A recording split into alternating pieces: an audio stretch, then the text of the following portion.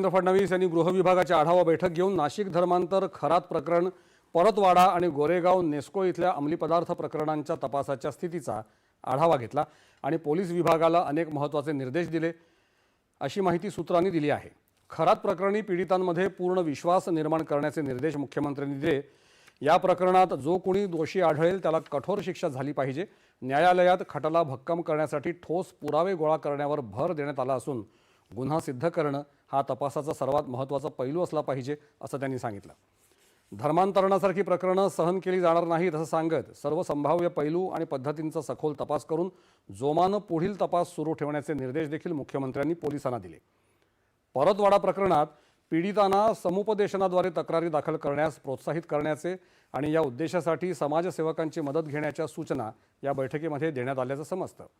गोरेगाव अंमली पदार्थ प्रकरणात मोठ्या प्रमाणात अंमली पदार्थांविरोधात कारवाई करण्याचे निर्देश देण्यात आलेत। हा प्रश्न तरुणाईच्या भविष्याशी संबंधित आहे आणि त्यामुळे अशी प्रकरणं अत्यंत गांभीर्यानं घेतली पाहिजेत, असंही मुख्यमंत्र्यांनी सांगितलं।